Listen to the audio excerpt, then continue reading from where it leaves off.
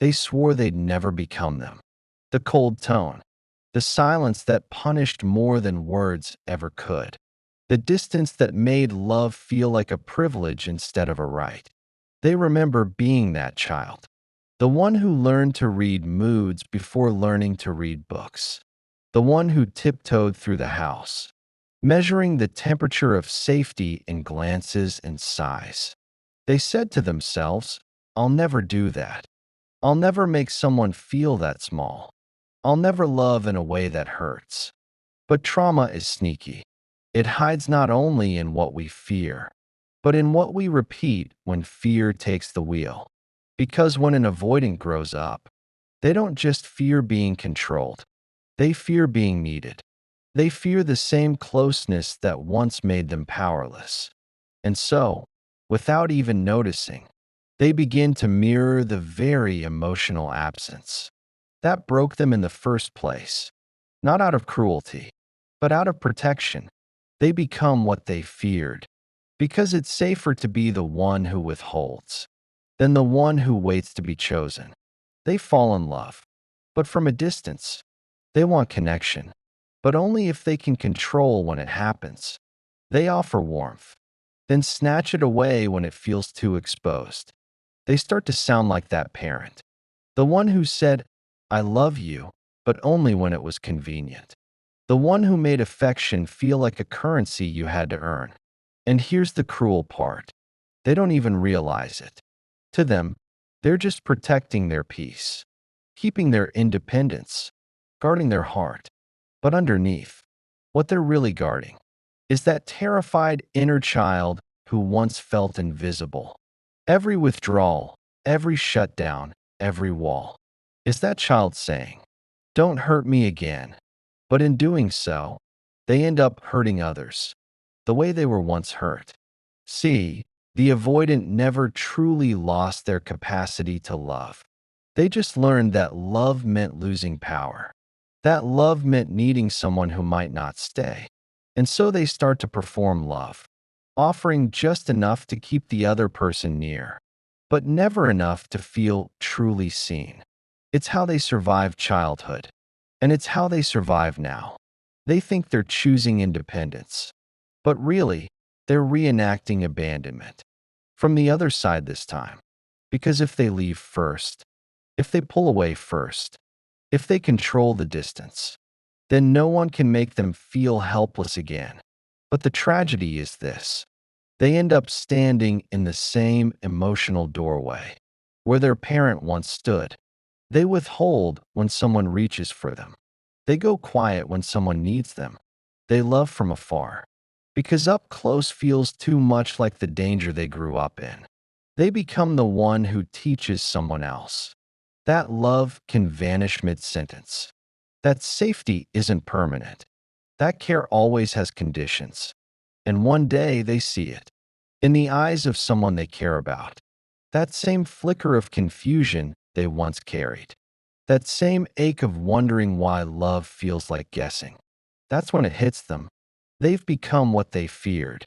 Healing begins the moment they stop defending the pain and start mourning the person they became to survive it. Because they didn't want to be cold.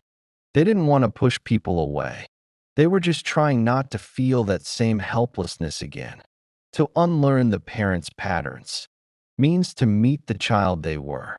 The one who deserved comfort, not lessons. The one who needed consistency, not control.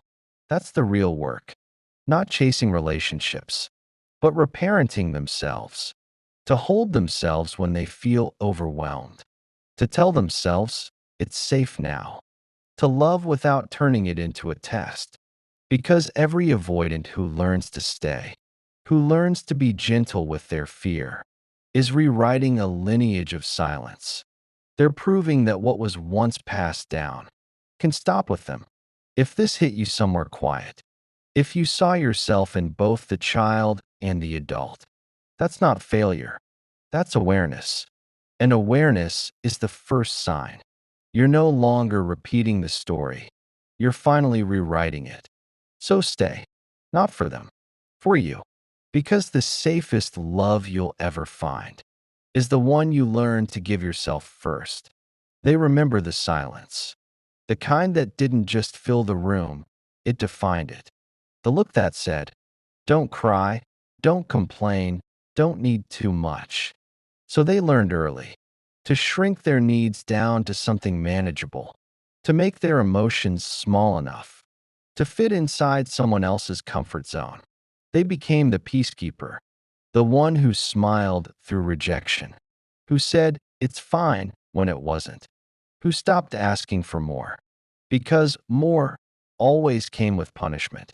And when you spend your childhood earning affection, you grow into an adult who confuses love with performance. That's how the avoidant begins, not as cold, but as a child in training, training to disappear, training to be enough without being too much, training to never burden anyone again. When they grow older, this training becomes their identity. They start to see emotions as threats. They mistake vulnerability for danger. They see people who want them and assume those people will eventually take something away. Because that's what happened before. Love came with rules. Affection came with timing. And safety always came last. So the avoidant learns to create distance, not out of arrogance, but out of muscle memory. It's their nervous system saying, this feels too familiar, too risky, too much like before. When someone gets close, they feel that inner alarm go off, not because they don't want love, but because their body still thinks love hurts. And here's the thing, they often choose partners who reinforce that belief. People who are inconsistent, unavailable, emotionally unpredictable, because the nervous system isn't searching for happiness. It's searching for familiarity. That's how they end up repeating the pattern, not by choice, but by recognition. The emotional chaos feels like home, so calm feels suspicious. Someone steady feels boring. Someone patient feels off. But the one who makes them guess, the one who withdraws, the one who mirrors that early uncertainty, that's the one that lights them up, because it feels like the past saying, here's your chance to finally get it right. And just like that, they become the parent and the child, playing both roles in the same story. They chase what hurts and pull away from what heals. They recreate the distance they once resented because it feels safer to hold the power than to risk being the powerless one again. It's not conscious. It's not intentional. It's protection. But protection, carried too long, starts to look like punishment. They think they're protecting themselves from pain, but really, they're preserving it. In relationships, this shows up subtly. They keep things surface level. They share selectively, just enough to seem open, never enough to be exposed. They might laugh with you, flirt with you, even sleep beside you. But emotionally, they're watching from the doorway, always half in, half out, always ready to disappear if things start to feel too real. Because real is unpredictable, and unpredictable feels like home. So they choose the familiar ache over the unfamiliar peace, because one hurts, but the other feels unsafe. That's the twisted logic of trauma. It tells you that what hurt you is safer than what could heal you. And that's how the avoidant becomes the very parent they feared. Not because they want to repeat the wound, but because the wound became their compass. They learned love through the lens of distance. And now, every time someone gets close, the compass spins out. They're not rejecting love. They're rejecting fear. But love happens to live in the same place. Healing starts when they stop running from that confusion and start naming it for what it is. A nervous system trying to protect a heart that's already safe. It's the moment they realize, I'm not my parent, and I don't have to love the way they did. That's where it begins. The rewiring, the soft return to the body, the permission to be held, without fear of losing themselves. The slow, trembling step toward love that doesn't require them to disappear first. They think they're protecting the relationship. They think they're keeping things simple. But really, they're recreating the tension that once defined love for them. Because love, to them, was never peaceful. It was measured, earned, dependent on staying small and predictable. So when someone loves them without conditions, when someone stays calm, consistent, and simply there, the avoidant doesn't relax. They panic. Their body whispers, "This isn't love. This is foreign. This is too safe. Something's wrong." And that's how the sabotage begins. It's not loud. It's subtle, almost invisible. They start pulling away, just slightly. A delayed reply here, a cold tone there, a little less effort. It's not punishment. It's testing. Testing whether love will stay. If they stop performing. Because deep down, they're waiting for the same outcome they always knew. That safety doesn't last. They want to know, will you still be here if I disappear a little? Will you still want me if I stop being easy to love? But the more they test, the more they fulfill their own prophecy. Their silence creates distance. The distance creates anxiety. The anxiety confirms their fear. And they pull back even further. It's the same loop, different decade, the same dance their parent once led. Only this time, they're the one leading it. They might say things like, "I just need space. I'm not ready for something serious. I don't do feelings." And yet, they think about the person constantly. They replay the connection in their mind. They scroll back to old texts, remembering what closeness felt like, even as they keep avoiding it. They crave intimacy, but only the kind they can control, the kind that never asks for more than they can safely give.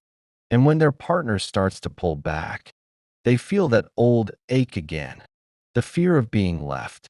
So they reach out, but never too much, just enough to pull the person back in, to reset the balance of closeness and distance. Because in their mind, love should feel like tension. It should feel like earning. It should feel like walking on eggshells. Because that's what they grew up calling connection. They don't realize they've become the same emotional weather they spent childhood trying to predict. The same inconsistency, the same quiet punishments, the same withdrawal disguised as calm.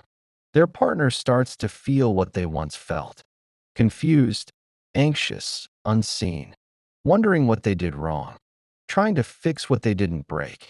And just like that, the roles reverse. They've become the one who holds love hostage in the name of self-protection. It's heartbreaking because they mean no harm. They don't wake up thinking, "I'll hurt someone today." They wake up thinking, "I need to feel safe." But their version of safety looks like distance, looks like silence, looks like control.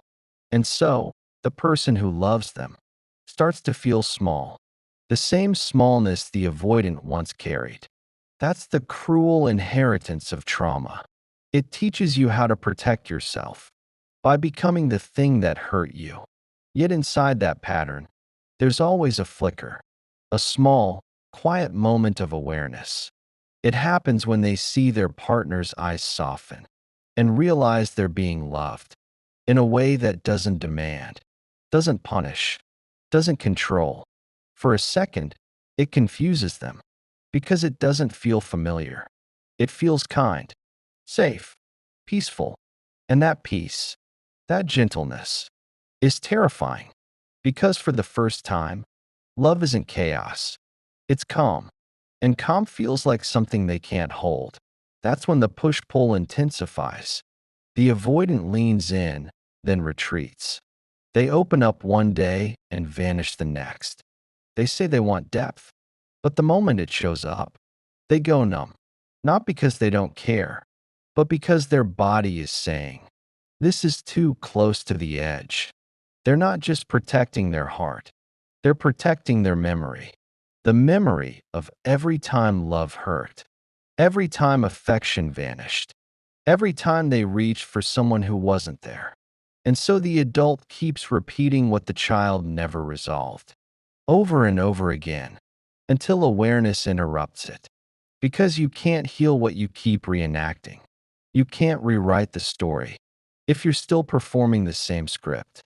But the moment they see it, really see it, the moment they whisper, I'm doing to them what was done to me, everything shifts. That's the first step toward freedom. Not shame, not guilt, just awareness. Because awareness is where the pattern begins to break. It's where the cycle starts to lose its grip. It's where they stop chasing distance and start chasing truth. The truth that love doesn't require control, that safety doesn't require silence, that closeness doesn't mean collapse, and that they are allowed to love differently than they were loved. If you've ever caught yourself pulling away from the very person you prayed would stay, you're not broken. You're just healing from a kind of love that taught you closeness was dangerous. And the moment you name that truth, you stop being your parent and start becoming the person you always needed them to be. Healing doesn't start with change. It starts with recognition. That single, trembling moment when the avoidant finally admits, I've been doing to others what was once done to me. It's not a confession of guilt. It's an awakening. Because awareness is the first form of softness they've ever offered themselves. At first, it hurts. It hurts to see how silence became their defense, how control became their comfort, how withholding became their language of love. They look back and realize they weren't being heartless. They were being careful. They were trying to protect the most fragile part of them, the child who learned that love disappears when you depend on it. Healing for the avoidant doesn't look like sudden openness. It looks like slow trust, tiny moments, microscopic bravery, letting someone stay 1 minute longer than they used to, letting a message go unanswered, and resisting the urge to disappear, sitting with the discomfort of being seen, and learning that it doesn't kill them. That's healing. They begin to realize something radical, that safety and suffocation are not the same thing, that calm and emptiness are not twins, that peace doesn't mean danger is coming. Their nervous system starts to learn that closeness can coexist with autonomy, that vulnerability doesn't mean collapse, that needing someone doesn't mean losing themselves. Healing isn't a switch, it's a rewiring, and rewiring takes repetition. Each time they stay present through discomfort, the body learns, this time is different. This time I'm safe. And that lesson has to be lived, not understood. Because the avoidant is brilliant at understanding. They can analyze love down to its molecules, but they can't feel it fully until they let it touch the places they've kept hidden. Sometimes that looks like crying for the first time in years, or letting someone hug them and not tensing up, or saying, I'm scared, instead of pretending they're fine. It's small, but inside those moments, their body starts to believe what their mind has always doubted, that love can stay, that they can be loved and still be free. And when that belief begins to take root, everything changes. They stop choosing people who make them prove their worth. They stop mistaking chaos for connection. They stop performing emotional distance to feel powerful. They start showing up, slowly, tenderly, as the adult they needed as a child. That's the real transformation. Not becoming someone else, but becoming who they were before they learned to hide. They begin to talk softly to their fear, to tell it, I know you're here to protect me, but I'm safe now. They start parenting the parts of themselves that never got to be children, the part that was always hypervigilant, the part that never cried, the part that thought love meant being invisible. And little by little, those parts begin to trust them. They start noticing the difference between comfort and closeness, between peace and numbness, between solitude and isolation. They begin to crave connection, for the first time in a way that doesn't feel like a threat, but like relief. They start saying, I want to understand you, instead of I need space. They start saying, I miss you, without guilt or fear. They start staying, not because they're unafraid, but because they've learned that fear doesn't have to lead. Healing doesn't erase the old patterns. It just teaches them that they don't have to obey them anymore. They can feel the panic rise and still choose presence. They can hear the old voice whisper, leave before you're left, and still stay. Because love no longer feels like a trap. It feels like something they get to co-create, something they can breathe in without losing themselves in the process. And when they finally reach that point, they begin to see the truth. They were never their parent. They were just repeating what they were taught, because no one ever showed them anything different. Now they get to become that different. They get to model a kind of love that doesn't use silence as control, distance as protection, or withdrawal as proof of strength. They learn that the real power is in gentleness, in staying, in trying again, in letting someone matter, even when it's uncomfortable. Because healing isn't about becoming fearless, it's about becoming honest. And that honesty is what breaks the cycle. It's what stops the inheritance of emotional distance from being passed down again. They start speaking differently, loving differently, listening differently. Their children or their partners start to experience something brand new. A love that doesn't vanish when fear appears. A love that doesn't disappear behind walls. A love that doesn't make them question their worth. That's how the story changes. Not through blame, but through awareness and softness. If you're there right now, if you're the one learning to stay when everything in you wants to run, that's not weakness. That's courage. Because you're not just healing yourself. You're healing the generations before you, who didn't know how, and the ones after you, who won't have to learn love the hard way. At some point in their healing, something beautiful happens. They stop trying to fix themselves and start trying to understand themselves. The war inside begins to quiet down, not because they've won, but because they've stopped fighting. They finally understand that their defenses weren't flaws. They were protection, a love language their nervous system invented to keep them alive in a world that felt unsafe. And now, for the first time, they don't shame those parts. They thank them. There's a kind of grace in that moment, a tenderness that can't be taught, only arrived at after years of self-abandonment. Because when the avoidant begins to love their own walls, the walls start to soften. They don't need to be torn down with force. They simply begin to crumble under the weight of understanding. That's when love becomes possible, the kind that doesn't ask them to change, but invites them to unfold. They start noticing what safety feels like. Not the safety of isolation, but the safety of being seen and not punished for it. They notice the warmth of a conversation, where they don't have to perform calmness, the sweetness of being held, without needing to pull away, the quiet beauty of realizing. This is what home feels like inside a body that once only knew flight. Healing has rewired them so deeply that distance no longer feels like peace. Connection does. They still crave space, but not to hide.